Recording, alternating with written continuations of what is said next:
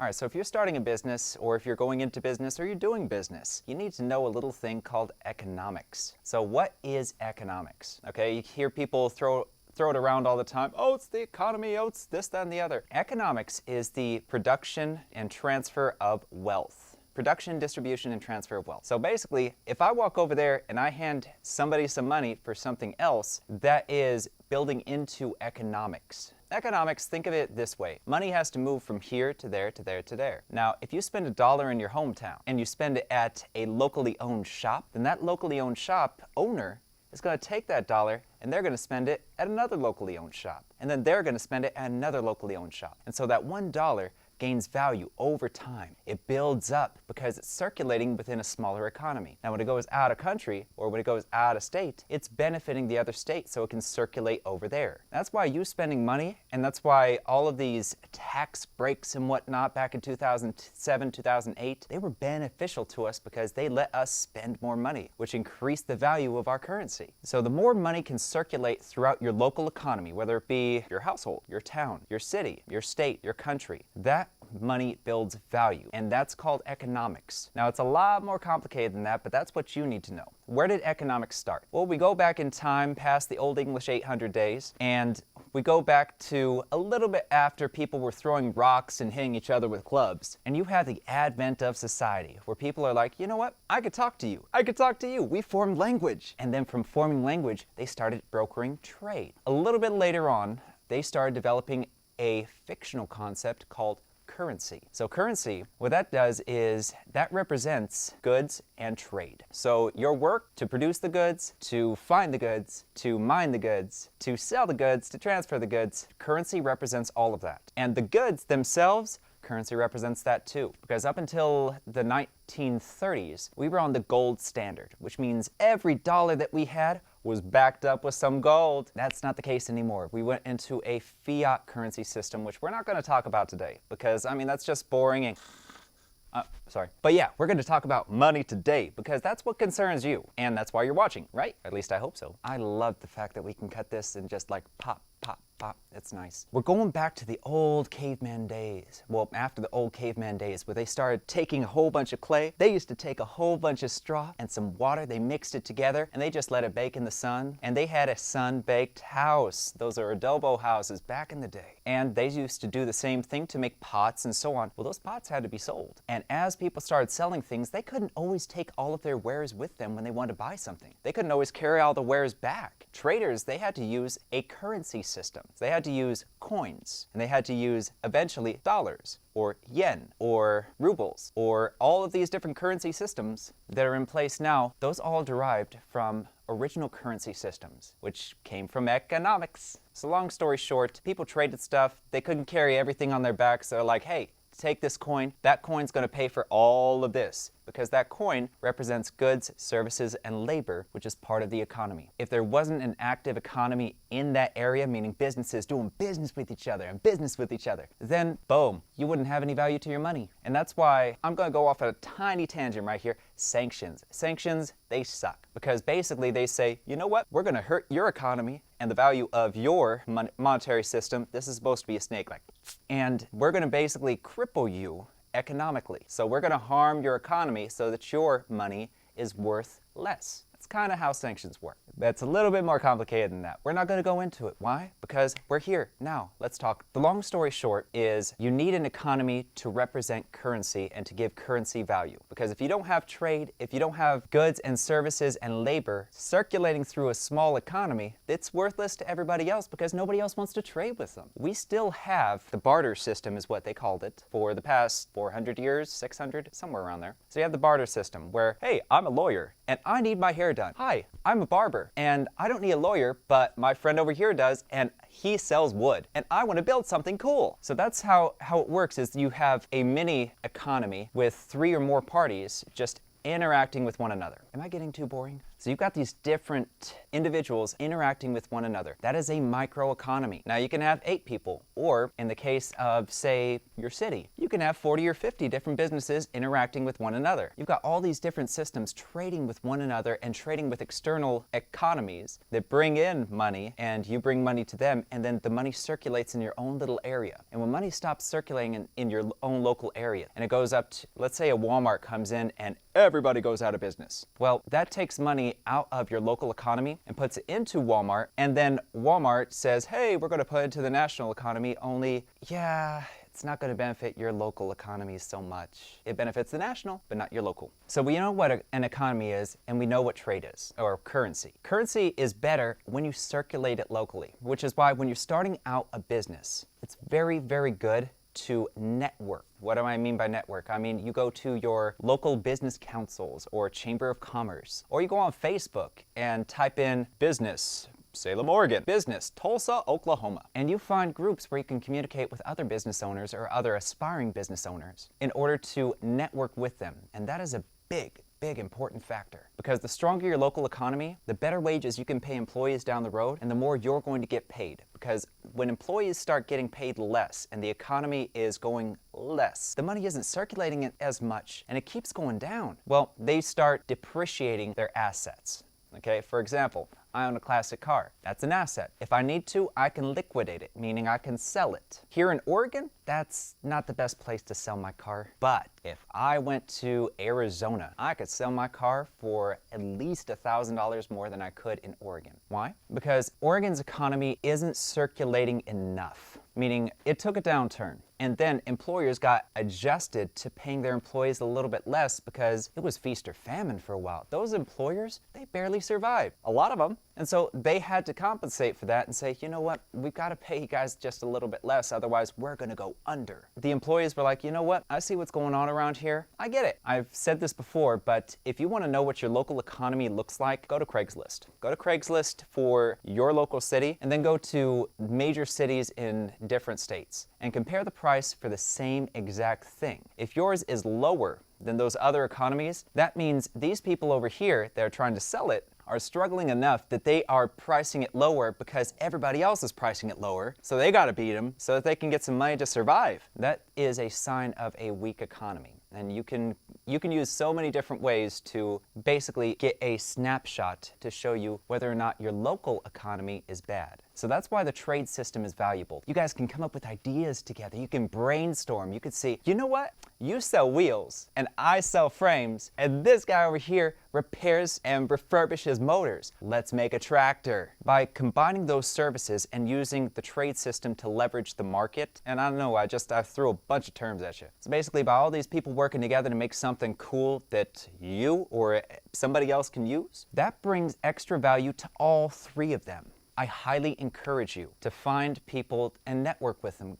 People network at church all the time, okay? People network through schools and colleges all the time. People network through their local government, Chamber of Commerce. That is the best place to go. And just meet people. Meet the other business owners. Find out what they do. Explore it. And that is a cool thing, because when everybody gets a little bit richer because the economy is moving along smoothly, you benefit too. Your children benefit. Your friends and family benefit. Now, it's not going to be immediate, but it is going to happen. It's a trickle effect. It's why people have been trying to push trickle-down economics. Pay the big boys, and they'll start paying you better money. It's failed every time they tried it. But it's kind of like socialism. It works on paper. Beside the point, we're talking about economies, and that's part of it. Boosting your local economy, shopping locally. So, for example, I live in Salem. I go out of my way to buy coffee from a local coffee shop. I don't go Starbucks. But by spending the extra 10 to 20 bucks in your local shops in your local economy, you boost your local economy. It's just a tiny bit, but you know what? Every great wall, the Great Wall of China, you know what that started with? It started with a single rock. And then people kept building more rocks on top of it, more rocks on top of it, and now you can see it from space. That's exactly what you should be doing with your local economy. When you boost your local economy, you boost the value of your money in that economy. So your town could be wealthier than the town next to you. Your state could be wealthier than the state next to you. Your country could be wealthier than the countries next to you. Like the US is wealthier than Canada or Mexico because our economies represent how our money is transferred. Right now, our money, our dollar, is worth more than the Canadian dollar by about, I think it was 15% the last time I checked, but that was like 8 months ago. Like, who knows? We're consistently higher than them. And then you go to Mexico, we're way higher than them. And that's because we circulate money more throughout our own internal economy. I mean, that's why Texas has been trying to break off from the United States for a long time, because they have a mini economy in Texas that is really good. Like, I don't care what you have to say about Texas, their economy, as one thing I can guarantee you, is bigger in Texas. So I hope you understand economies a little bit better, and I hope you understand the value of shopping locally, of shopping with people around you, of networking with other businesses, exploring the idea of getting to know one another, getting to know your other businesses. Maybe there's a way that you guys can work together. Back when I was in Arizona, I was selling computers, and I had to switch from what I was doing. I was selling bulk computers, meaning I was buying a whole bunch of crappy ones, like just, okay, I need to be able to type and email, and it's a call center. Like, I was stocking call centers left and right with crappy computers with no operating system. And then when the market changed just a little bit, I got into custom builds because I really liked doing that.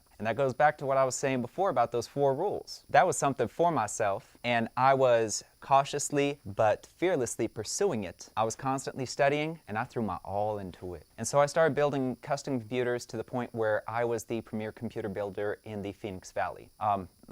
My computers constantly outperformed all of my competitors. But I wanted to make some more money. So what did I do? I talked to all of my competitors because I knew them all. In fact, I'm still friends with a couple of them. So I made friends with them. And I started selling them this, and they would sell me that. I'd sell them little parts here and there that they needed. They sold me parts that I needed. One had RAM, I had a video card, which was really cool. Like, we had a nice little trade system going. So what happened next is I had a central supplier. So I stepped away from the auction market where I was getting most of my computers, government liquidations and all of that. And basically they were computers from schools. I stepped away from that. I got into the higher end computers, and then I made a contact. I networked with somebody who had been a company that had been selling me computers for a while. It's called Global Asset Management. I guarantee they are not going to be unhappy with me mentioning this to you. So what I did was, I got a lot of other competitors, and I turned them into partners. So we had our central supplier, and what I did was I networked and linked all of us together to leverage that one supplier, meaning we all got better prices because we only used them. A central supplier made more money. We made more money because we paid a little bit less. We were selling computers for the same price. That is what networking with your local businesses and your local economy can do. I wish you luck. I heard snoring. Tells me I was riveting. Oh, we'll go take a nap. I could talk to myself all day long. All right, so in this segment, we're going to talk about the difference between leadership and management. You with me? All right, so what is the difference between a leader and a manager? Think of it like this. The status quo, you want to maintain it. Like, if you've been growing at 3% per year with the company that you're with and whatnot, like, let's say you're the manager and you got to get 3% over last year's numbers every single month. You're not really inspiring the people around you, but you're making sure they get their job done. And when they're not getting their job done, you ask them, why aren't you getting your job done? If you know something that they don't, or you see a problem with how they're maneuvering themselves, or you can basically give them advice. I believe they call it coaching these days, because people have to be a little bit nicer in business than they did about 20 years ago. A manager basically maintains the status quo. They're not anything special. And that's why back in the 1980s, definitely in the 70s, you would hear a lot of managers stealing people's ideas, or you'd hear the stereotype in business, which stereotypes, by the way, that means it's happened so much that people think it belongs to that subject matter. A person's religion, whether it's their ethnicity, whether it's their creed, whether it's their profession. You get what I'm saying here? So stereotypes, basically, it happens enough that everybody knows about it. Now, it may not be the end-all case, but managers become intimidated by somebody who can take their position. I mean, this is a commonly known thing. It's a household concept, even in this day and age, because it still happens, honestly. Managers are concerned with maintaining. They want to maintain their position. They want to maintain their growth numbers. And if something great happens, yay, it just got better. And then it goes back to the status quo. So that's what a manager is. Now, what a leader is a leader, I'll tell you what a mentor told me years ago, is a leader will always have 2 people ready to replace them. They're not afraid of somebody replacing them. They have 2 people people that they are mentoring, just the same way I'm mentoring one of my students right now. So they always have 2 people ready to replace them at all times. And that's important because with managers, you don't get loyalty. A manager will not inspire loyalty. We all know this, like I'm not telling you anything new. And if I am, that means you're probably under 25 years old. But leaders, on the other hand, they go out of their way to constantly push their subordinates. I'll use the word subordinate because, well, even though I'm a millennial, I'm not terribly worried about, I've run into that before where apparently subordinate is a bad word nowadays in business. Leaders basically take their subordinates and they coach them. They try to lift them up. They want them to take their job because the better that their subordinates are, the more it's going to lift that leader up. And that leader, if they are a good leader, they're going to take those people with them. That's why you want to have 2 people ready to replace you at all times. If you leave the company, it's responsible to your company. So like I said, you want to have 2 people ready to replace you at all times. Why is that? It's responsible to your company, but it's also responsible to your employees. And for them to be able to replace you, that means you've got to coach them, you've got to teach them. One thing you'll hear from any professor out there is that teaching is a great way to learn. Me doing this for you right now, this is a great way for me to learn. Why? Because somebody's going to ask a question at some point, and those questions force us to think about maybe scenarios we never thought about before. That's the value of leadership, is you're constantly growing yourself by growing the people around you. They're going to be asking you questions. They're going to be making mistakes. They might make mistakes that you've done before, or ones that are completely new, but you know the answer to. Or maybe you have to research the answer. That's the beauty of it. That's the beauty of leadership. Now, to be an effective leader, yes, you are always going to be learning, and there's no better way to learn than to teach. So as you're teaching these folks, they're going to be honing your abilities too, your intercommunication skills, your ability to recognize a situation before it becomes a problem. That is a huge asset in business, I can assure you that one. Recognizing problems before they happen is a big deal. It's a true form of leadership. Now, in order to be able to coach, you have to get to know your team. Managers typically don't do that. A manager will do an annual report on this person. They'll do a quarterly report on this person. A performance review, along with a few coaching tips here and there. That's great. No, not really. It's just average. It's status quo. If they're not performing, fine. If you don't perform well enough, a manager won't know what to do to teach those people because they don't know those people. I'll give you a great example. One that I can back up and I'm going to be checked. You may see it on here during editing. I just have to check to see if I can release this email to you. So I work for Hollywood Video, and during my first month, my store was 478th place in the nation over last year's numbers. So January to January, 478th place for improvement. Basically, we were negative, going down. I was brought in as a last-ditch effort to save that last big box store in Arizona. I think it was 5680 was my store number. 5780, 5680, something like that. And once I first got in there, I immediately got to know my staff. Immediately. Why? Because I learned that one of the ladies there, she used to be a manager. She used to have my position. So I gave her what she wanted, autonomy. I trusted her to get the job done. And then the assistant manager. Apparently he'd been running the store for quite a while because the manager right before me wasn't doing jack. Why they didn't promote him, I don't know. But they brought me in. And again, I gave him autonomy, but he also liked to shoot the breeze sometimes. Like just have a casual conversation when things were slow. I didn't mind that. There was another lady there that she was just an average CSR, or customer service representative. She was an average agent. And she liked pats on the back, and she didn't like to interact with customers. She liked to stalk. And she liked being praised when she did something. Okay, I could do a pat on the back. I got to know my team because my team was valuable to me. That's the difference between a leader and a manager. A manager sees them as valuable to the company or not valuable to the company, but these individuals were valuable to me. And that's why in the first month, one of them actually decided to ask for some extra overtime to help me out. That was the assistant manager, and I appreciated it, because we were redoing the entire layout of the store after I got approval from the district, right? And I know this is all boring crap, right? But we rebranded the store and we changed a few things around. By month 2, we were 7th in the nation, from 478th for improvement over LY to 7th. Now granted, the numbers were really bad. So I don't necessarily count that as a huge accomplishment, but the numbers look good on paper, 478th to 7th. And that was because I got to know my team and I let my team run. I found out what their motivations were because I got to know them. When you understand a person's motivations, you can get them to do anything you want. How do I know this? Because I have friends that do that to me regularly. Basically, they tell me, oh, you can't do this, or I bet you can't do this quick enough. Yeah, they know exactly how to get to me. It's pride. It's really pride. And they do it gratuitously. Yeah.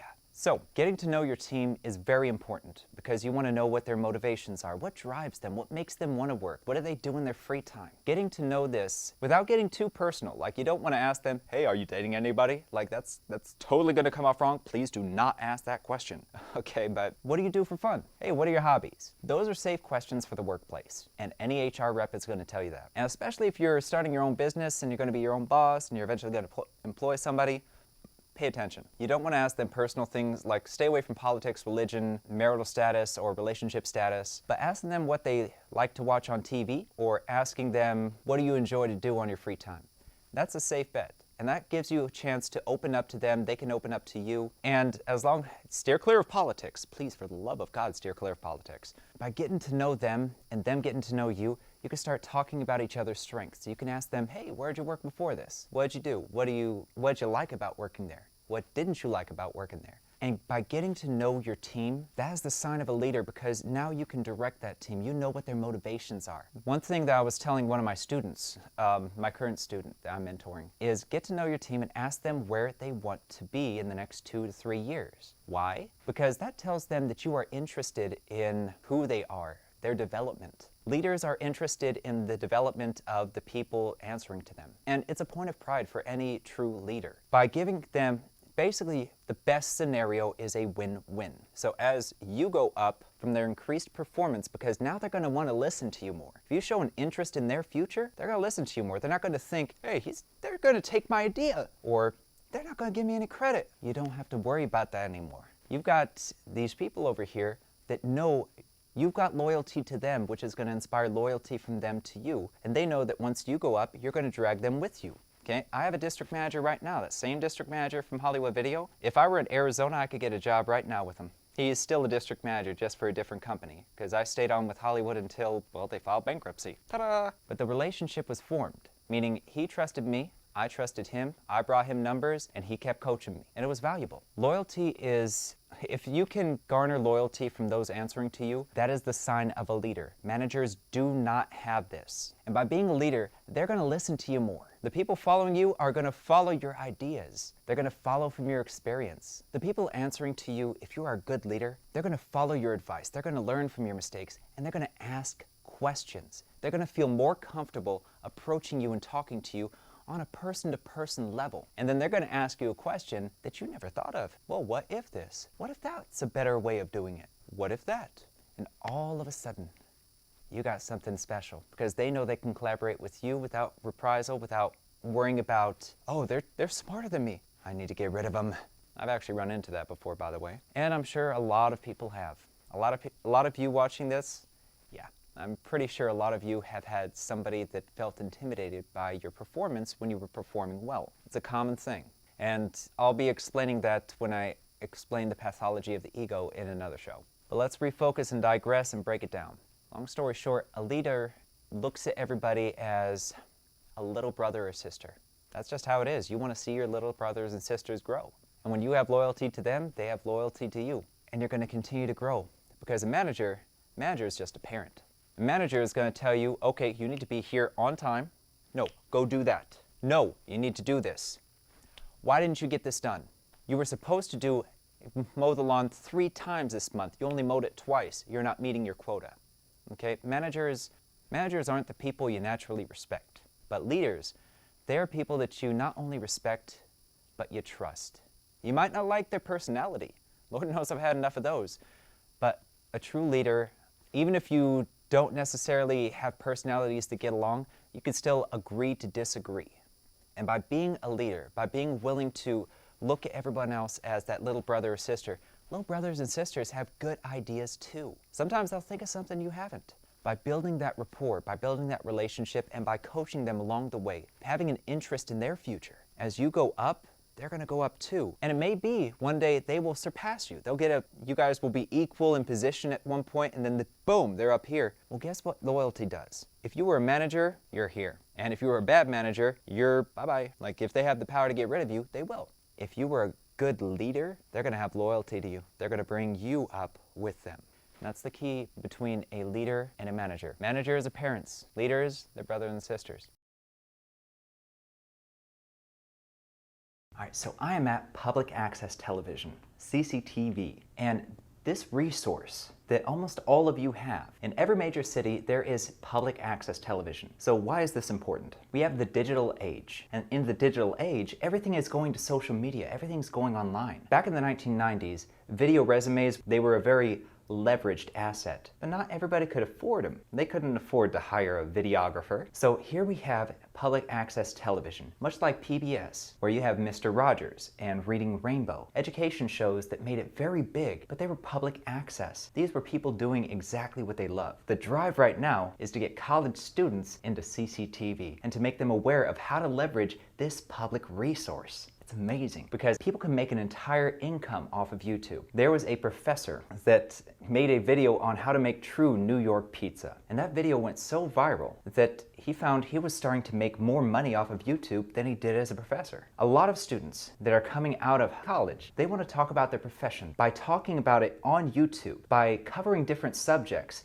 and being unafraid of the camera. You're able to basically give yourself a video resume online that people can look up when they look you up. And who knows, maybe the employer is already subscribed to you because you're talking within your field. I personally have a BSBA with a focus on marketing. My passions are business and psychology, and that's what marketing is, brand image development. I am excited about it. And there are a lot of students that are willing to go above and beyond in order to be excited about their professions, to talk about their professions, current events. And there are different mediums. For example, when you go to CCTV, you have access to a camera, but you also have access to IMAX with editing software, professional editing software. We're talking Final Cut Pro. Let me give you an example of this. Why would you give them an example of that? Because I can. They don't need to know this information. Forget you, yes they do. And through those cuts and those edits, you can create your own story. One thing I highly recommend is Screen Rant. He demonstrates how to use cutting and editing properly. So he has two individuals, just like I was doing, but by dubbing the voices slightly over one another, and the way that he blends it, it makes it really feel like there's two people. Now, public access television,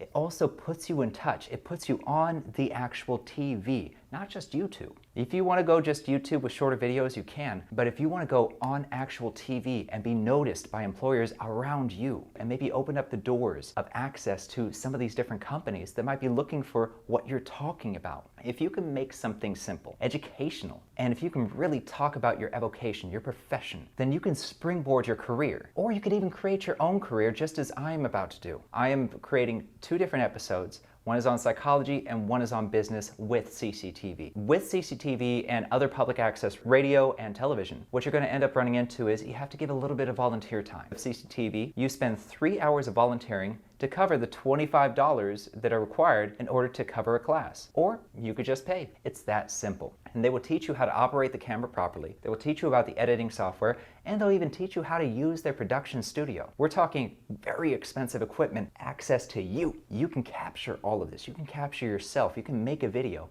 and talk about your profession. And employers can look you up and find it. All you've got to do is start a YouTube channel, which you can monetize. The possibilities are endless. Now I'm going to steer over to teachers. If you are a professor, or if you are an instructor or a teacher, this is a great way to teach. And if you want to be one, just like I want to eventually be a professor when I get my next 2 degrees, this is a great way to talk about it. I want to be a professor in psychology. I'm actually writing a book right now on it. Now, nobody's going to take that book seriously, but if I have a subscriber base, if I have a following, then all of a sudden it's springboards that book and it springboards my career. The possibilities are endless. If you want your students to learn, you don't have time to spending a club after high school, or you don't have time to really invest because you've got so many papers to grade, then you can do something like this in your free time, something covering the profession that you're passionate about. Professors and teachers don't get into it unless they have a passion for it, because it's not the greatest paying job. Which brings us to our next point, that